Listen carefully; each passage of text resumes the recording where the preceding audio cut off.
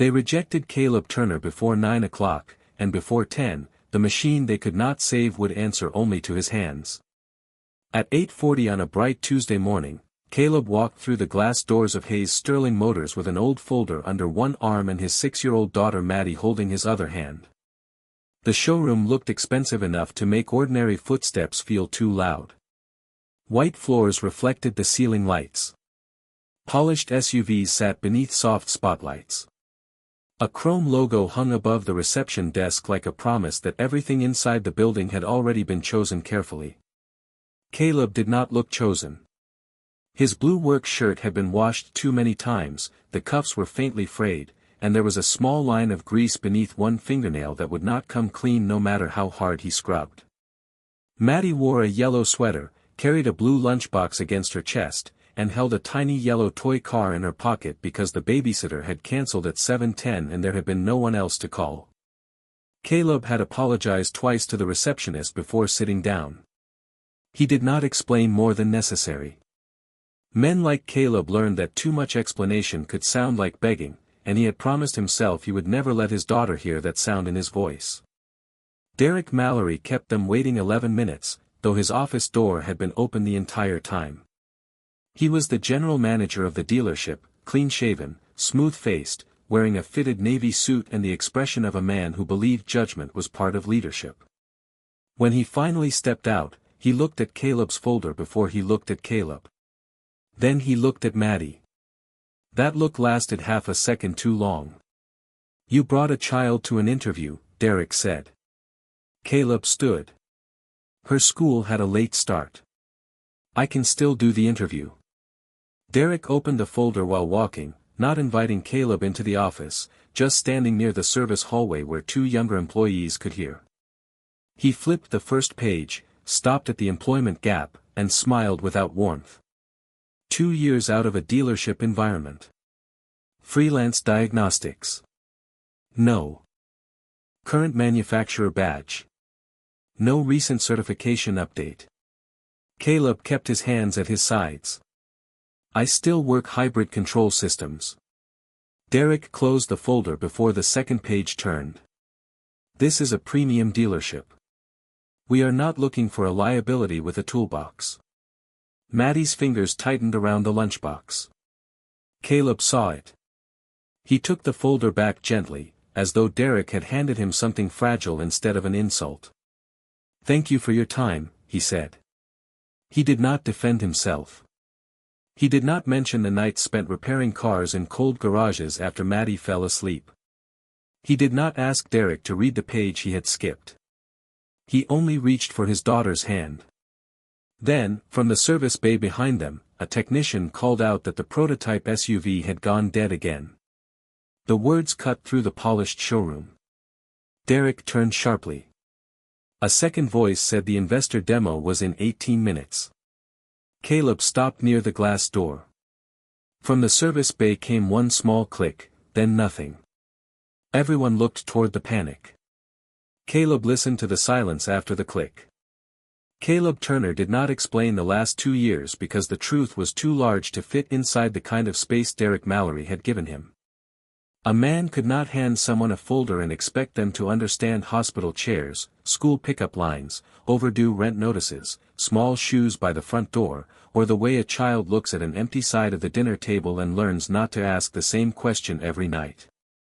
Caleb had been a master diagnostic technician before life became smaller and harder to schedule.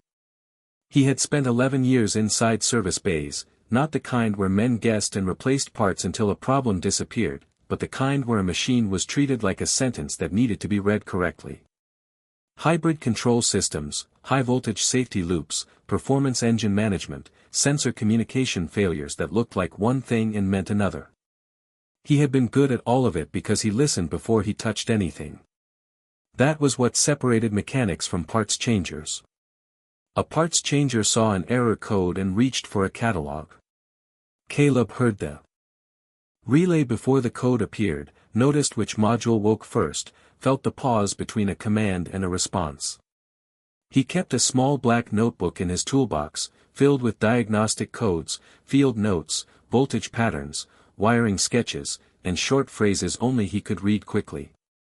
Laura used to tease him about it when she was still healthy. She would stand in the kitchen doorway while he sat at the table after Maddie went to sleep, copying notes by hand because he trusted paper more than memory after midnight. Laura had called it his second language. Then she got sick, and everything that had once seemed permanent began to rearrange itself around appointments, medication schedules, insurance calls, and the quiet fear that grew in rooms where doctors spoke gently. Caleb tried to keep working full-time at first. He took calls from parking lots, missed lunches, slept in pieces, and learned which vending machine coffee stayed warm longest during late hospital nights.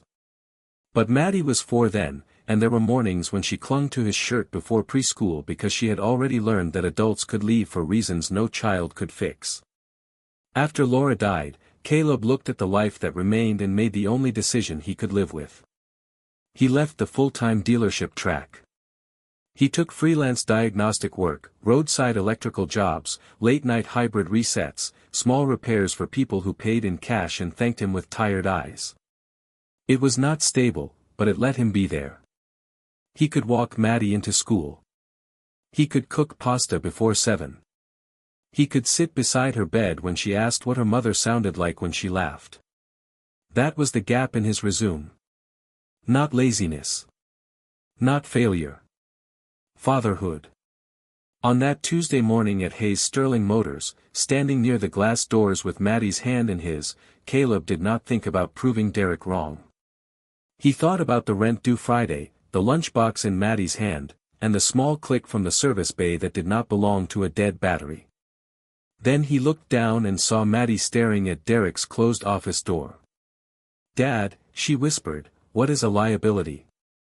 Caleb's face did not change, but something in his chest tightened.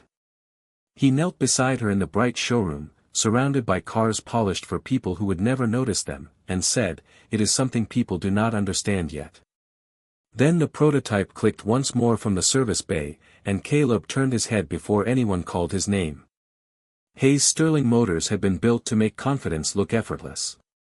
The showroom faced the highway through 2 stories of glass, and every vehicle inside had been placed as if distance itself had been measured by a designer. White SUVs near the front. Black sedans along the left wall. A silver performance coupe beneath a ring of lights that made the paint look almost liquid. The coffee bar had marble counters, the waiting chairs were soft black leather, and the service entrance was hidden behind a frosted glass door because Derek Mallory believed customers should feel the result of work without seeing the work itself. That morning, everything in the building was pointed toward the investor demonstration at 9:25. A prototype Hayes Sterling hybrid SUV sat in the main service bay, washed, detailed, and positioned under bright white lights with its doors closed and a velvet rope waiting to be moved aside when Victoria Hayes arrived. It was the vehicle the company had spent 3 years promising would change its position in the market, not just another luxury SUV, but a statement that Hayes Sterling could build something efficient, powerful, and American without looking like it was trying too hard. Derek had repeated that phrase to the staff twice before breakfast. He wanted polished shoes, straight name tags, no personal phones visible, no tools left on counters, no customer complaints within earshot, and absolutely no one near the investor lounge who looked like uncertainty. That was why Caleb had bothered him before he ever opened the folder. Caleb belonged to the part of the automotive world Derek preferred to keep behind service doors, work shirts, old toolboxes, hands that showed what they had touched, men who knew how cars failed but did not always know how to sell perfection.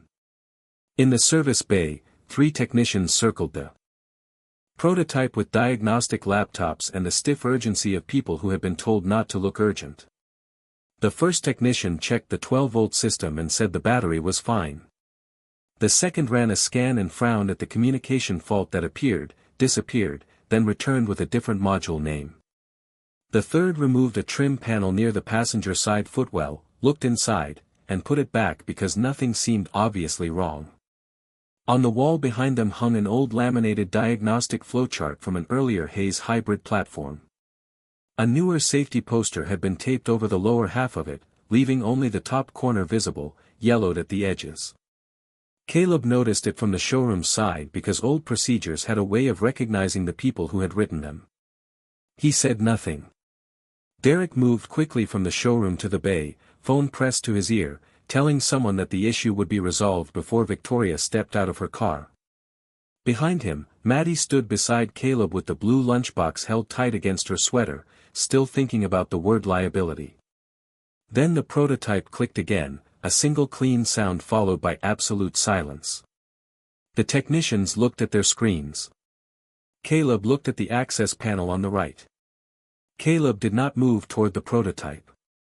He only looked at it, and that was enough for Derek Mallory to notice. Men like Derek noticed attention the way security systems noticed motion. He lowered the phone from his ear and stepped between Caleb and the service bay, not close enough to touch him, just close enough to make a line. "We are done here," Derek said. His voice was quieter now, which somehow made it worse. The two younger employees near the reception counter looked down at their tablets. One of the technicians in the bay glanced over, then quickly returned to his laptop, pretending the screen required all of him. Caleb held the old folder against his side. "I was not trying to interfere."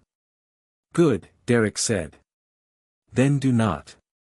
Maddie stood beside Caleb's leg, blue lunchbox pressed to her sweater with both hands. Her yellow toy car was half visible in her pocket, one small wheel catching the showroom light. She had stopped looking at the prototype. She was looking at the adults. That was the part Caleb hated most. Children remember tone before they remember words. Derek opened the folder again, not to reconsider it, but to make a performance of having already decided. "This is exactly the problem," he said, turning slightly so the receptionist and service staff could hear. "We are a premium environment. We cannot bring in someone with outdated credentials, no manufacturer badge, and a 2-year gap who walks in with a child and expects us to make room for his situation."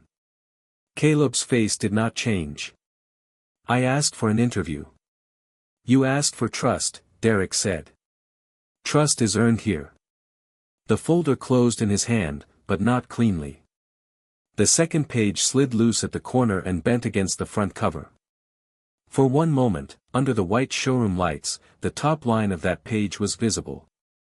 Hybrid Control Systems. Hayes Platform. Field Diagnostic Notes. Caleb saw it. Derek did not. Maddie saw only the paper being shut before anyone read it. "Dad," she whispered, smaller than before, "did he read the page?" Caleb took the folder back gently. His thumb smoothed the bent corner as if the paper deserved more care than the man holding it had given. "Not yet," he said. Derek gave a short breath through his nose. "There is no yet. The answer is no." From the service bay, a technician called for another scan tool. Someone else said the main control unit was not responding. The investor lounge beyond the glass partition had begun to fill with people in dark suits, their reflections sliding over the polished vehicles like shadows that had paid to be there. Derek looked toward them and tightened his jaw. Image had become time, and time was beginning to embarrass him. Caleb stepped back toward the showroom door with Maddie, not because Derek was right, but because dignity sometimes meant leaving before a small person beside you learned to beg from watching you. He had almost reached the mat near the entrance when the prototype clicked a third time. This time, after the click, the overhead service lights flickered once around the vehicle. Caleb stopped. His eyes went back to the right side access panel. Very quietly, almost to himself, he said, "That is not a dead module." Derek turned. "What did you say?" Caleb looked at the SUV, not at him. "It is being told to stay off." The service bay changed shape around the prototype the moment Caleb said it. Not physically, not in any way the investors beyond the glass could have measured, but in the small private ways pressure rearranges a room. The three technicians stopped moving for half a second. Derek Mallory stopped pretending Caleb had already left. Even Maddie felt it, because she looked from her father to the silent SUV with the careful attention of a child realizing that a grown-up had said something important very softly. The prototype sat under the bright service lights with its pearl-white paint polished to a showroom finish, the kind of clean that made it look less like a machine and more like a promise. The hood was down. The doors were closed. The logo on the grille caught the light every time someone shifted.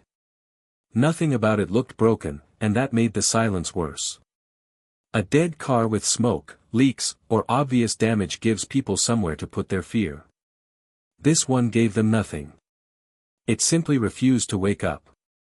The lead technician, a young man named Parker with a diagnostic tablet in one hand, tried another reset sequence.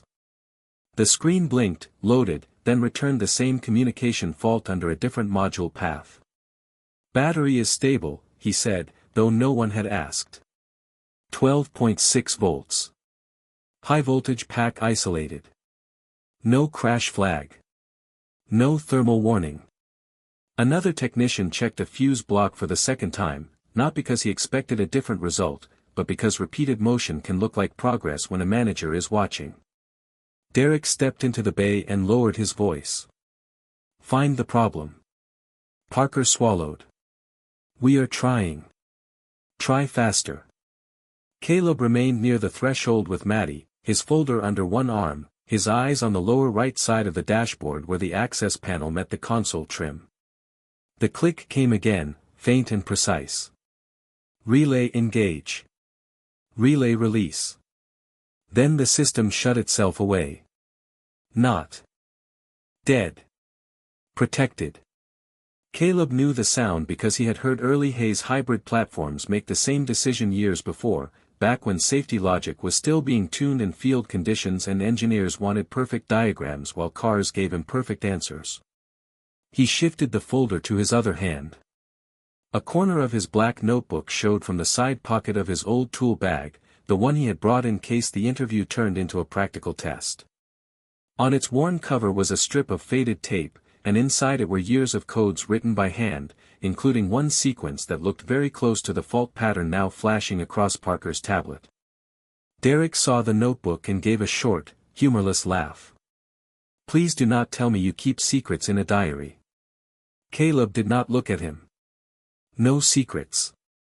Another warning chimed from the SUV, then died halfway through the tone. That was when the side door from the executive parking entrance opened.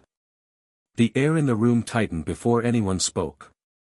Victoria Hayes walked in wearing a tailored cream coat over a dark suit, her phone in one hand, her expression already measuring the damage.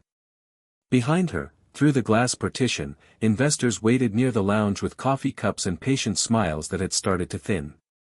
Victoria looked at the SUV first, then at the technicians, then at Derek.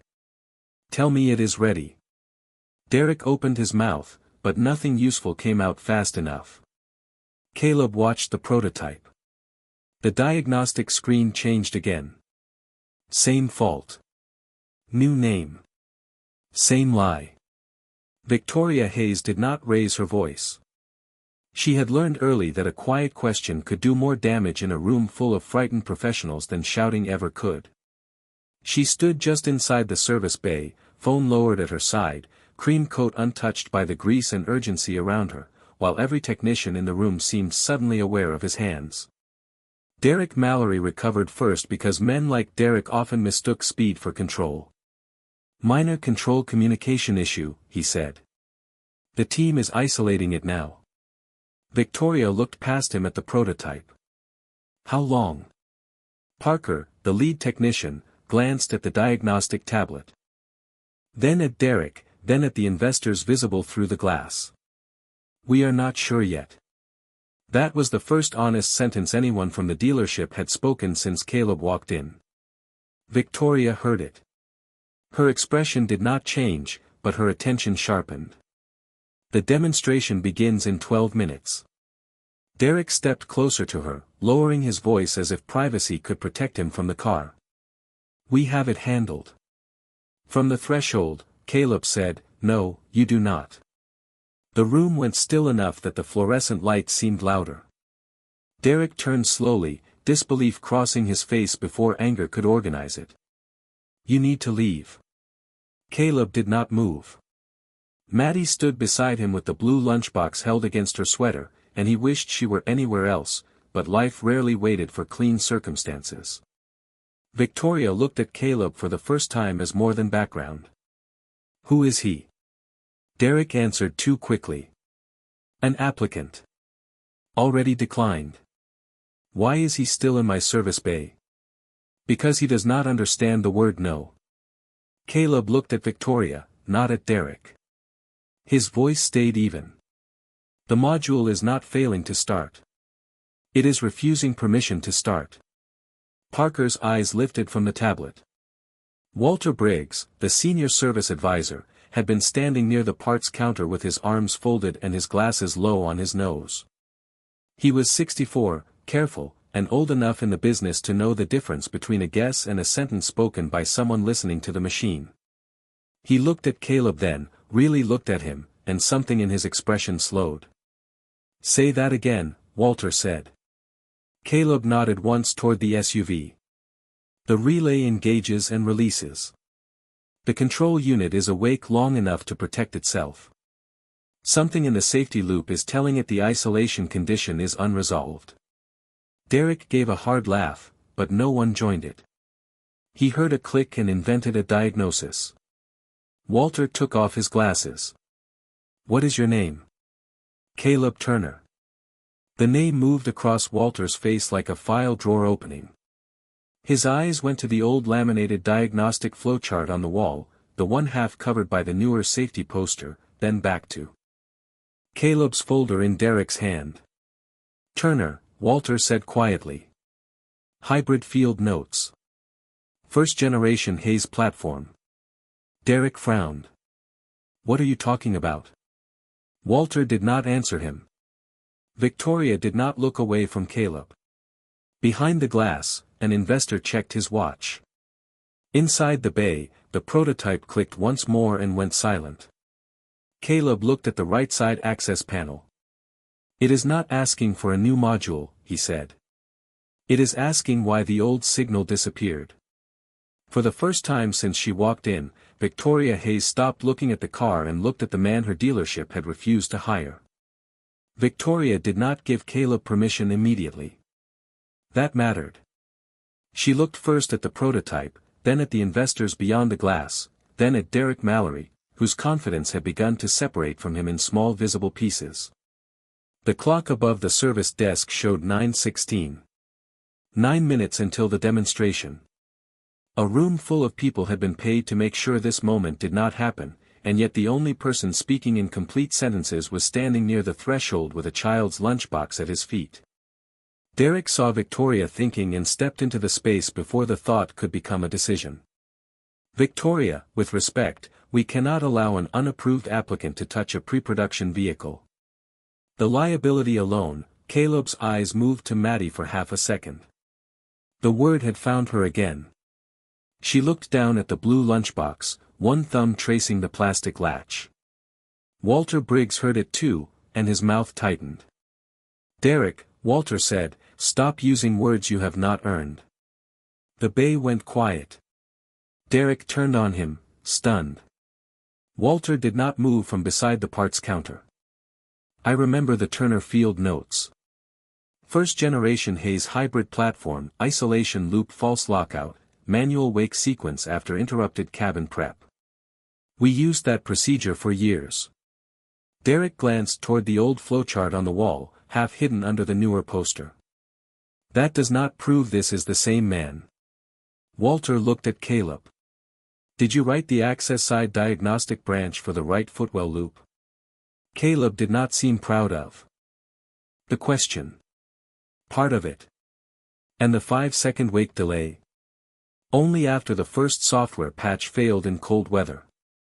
Walter exhaled once, very quietly. It is him. Victoria absorbed that without blinking. Behind her, Parker shifted the diagnostic tablet from one hand to the other. The investors in the lounge were now standing instead of sitting, their polite smiles thinning into concern. Derek tried one last time. We have certified technicians here. Then why is the car still dead? Victoria asked. No one answered. Caleb did not step forward. He did not use the silence to make Derek smaller. He only stood where he was, folder tucked under one arm, his old tool bag near his shoe, Maddie close enough that her sleeve brushed his wrist. Victoria turned to him fully. "What do you need?" Caleb looked at the prototype, then at the access panel. 2 minutes. A multimeter. One jumper lead. And no one touches the vehicle while I am checking it. Derek made a sound under his breath. "This is insane." Victoria's voice stayed calm. "No. Insane was letting the demonstration reach 9 minutes from start with no answer." She looked at Parker. "Give him what he asked for." Parker hesitated only a moment, then handed over the multimeter and lead. Caleb set his folder on the edge of the service counter. Maddie reached into her pocket and pulled out the tiny yellow toy car, holding it up without saying anything. Caleb looked at it, then at her. For the first time that morning, his face softened. He took the toy car and placed it beside the folder, away from the tools, as if it belonged in the room as much as any badge or laptop. Then he stepped toward the prototype. Not like a man asking for a job. Like a man answering a machine that remembered him. Caleb did not open the hood. That was the first thing that made Parker stop moving. Every technician in the bay had gone toward the obvious places because obvious places make people feel useful when time is running out. Caleb went to the right side access panel near the passenger footwell, the one Derek had watched a technician remove and replace without interest 10 minutes earlier. He knelt on the clean service mat, set the multimeter beside his knee, and waited for the prototype to click again. He did not touch the vehicle until it did. Relay engage. Relay release. Silence. Caleb nodded once, not to the room, but to the pattern. Isolation loop is closing, then dropping out, he said. The system wakes, checks for a condition it thinks is unsafe, and locks itself before the main controller can finish handshake. Parker looked at the tablet. The scanner says central control communication fault. Because central control is the last thing you asked, Caleb said, not unkindly. It is not the first thing that answered. No one replied. Victoria stood near the service counter with both hands still at her sides. Derek had folded his arms, but the gesture no longer looked like authority. It looked like something he had nowhere else to put. Caleb removed the access cover carefully and placed the screws in a straight line on the mat. Inside, the wiring was clean, too clean, the kind of clean left by people preparing a car to impress investors instead of people preparing it to survive use. He checked the ground strap first. Solid. He checked the sensor loop. Voltage present, then gone. He followed the harness with 2 fingers, slow enough that Maddie could have followed the motion from where she stood beside Walter Briggs. Then Caleb stopped at a small connector tucked behind the inner trim, pressed too tightly against the panel edge. It was seated, but wrong. Not loose. Not broken. Wrong. Someone removed this panel for interior detailing, Caleb said. Parker looked over his shoulder. Yesterday afternoon. They polished the lower trim before the display. Caleb nodded. The safety interlock connector was reattached 1 notch off. It is sending a closed signal to one side of the loop and an unresolved signal to the isolation module. The car thinks the cabin service path is still open. Derek stepped forward. That cannot shut down the entire vehicle. Walter answered before Caleb could. On this platform, yes, it can. Caleb unplugged the connector, checked the pins, rotated it, and seated it again with a soft, exact click. Then he connected the jumper lead, placed the multimeter probe against the reference point, and looked toward Parker. Do not run the scan yet. He turned to the driver's side, reached through the open door, and performed the manual wake sequence from memory. Accessory. Hold. Release. Brake. 5 seconds. The entire service bay seemed to count with him without saying a number. 1. 2, 3, 4, 5. A relay clicked, but this time it did not release. The dashboard lights came alive in a clean sweep across the cabin. The center screen glowed. The prototype gave a low, controlled electric hum, then settled into ready mode as if waking from a long, stubborn sleep. No one applauded at first. The investors behind the glass leaned forward. Parker lowered the tablet.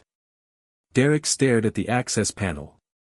Victoria looked at the old laminated flowchart on the wall, then at Caleb's closed folder on the counter, then at the tiny yellow toy car Maddie had placed beside it.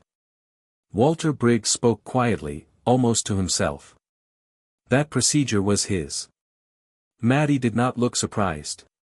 She looked at her father the way she looked when he fixed the kitchen light, or her bicycle chain, or the old toaster that everyone else thought was finished. To her, the car had not done something impossible. It had simply listened when her father finally spoke its language. The prototype stayed awake. That was what changed the room. Not the polished paint, not the investor lounge, not Derek Mallory's title on the office door, but the simple fact that the vehicle everyone had surrounded with authority had chosen to respond after Caleb Turner touched one connector and waited 5 seconds. Parker ran the diagnostic scan again, this time with hands that moved more carefully. The fault did not return. The central display settled into ready mode, clean and calm, as if it had never held an entire dealership hostage. Through the glass partition, the investors began to smile again, but inside the service bay no one moved toward celebration. The silence belonged to the people who understood what had almost happened. Victoria Hayes stepped closer to the service counter where Caleb's folder sat beside Maddie's tiny yellow toy car. She opened the folder herself. Derek's face changed when she turned to the second page. It was not fear exactly.